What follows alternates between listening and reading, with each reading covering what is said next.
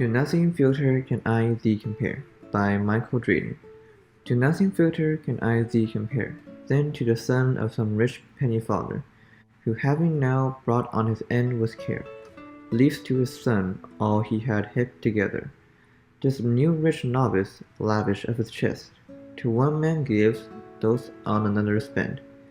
Then here he riotous, yet amongst the rest, has to lend some to one true honest friend. The gift thou in obscurity dost waste, false friends the kindness, born but to deceive thee. Thy love that is on the unworthy place, time hath thy beauty, which with age will leave thee. Only that little which to me was lent, I give thee back, when all the rest is spent. As for the meaning of the sonnet, it seems that the author, Michael Drayton, feels that the subject of this poem is giving away their love and affection more freely than he thinks that they should.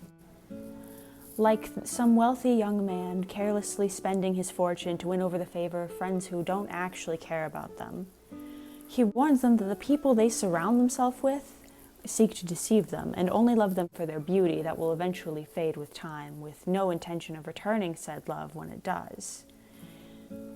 He concludes that the only person on whom their love isn't wasted is himself, their one true, honest friend, because he is the only one willing to truly return those affections. Yet, despite all of his honesty and genuine intentions, he is only receiving a little bit of their love compared to that of the deceivers whom his subject loves more. Drayton formatted his poem as a Shakespearean sonnet that introduces a problem, expands on that problem, and settles with a resolution. The problem is introduced through an extended metaphor. He compares the subject, presumably a woman of his interest, to a young person who has inherited too much money. We, the reader, assume that money, in this case, is actually her time, love, beauty, and attention. As the metaphor continues, he expands by condemning her for sharing her riches too freely, and he notes that people, we can assume men, wish to spend her lavishes. He warns that her beauty is limited and she's also spending it on those who are set out to deceive her, which led him to a sad resolution.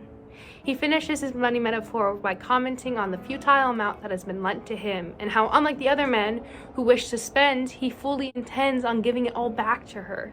In his view, she neglects to see this and continues to waste the limited amount of time she has.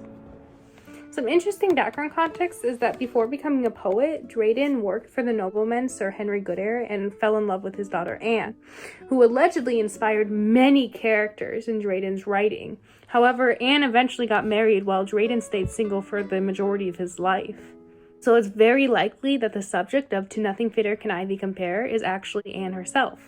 Drayton likely feels betrayed that while he views himself as an honorable man, he's rejected by someone who he loves very much for someone he sees as deceptive.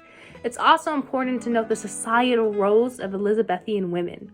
They were expected to find a man and settle down and serve them for life. This context plays a major role in understanding the end of the poem, which could be up for interpretation. Given the time era, it's probable that he viewed the subject's fraternization with various men as deplorable. Essentially, it could be viewed that he wanted her for himself, and the ideals of the time made him think that this was an acceptable mindset.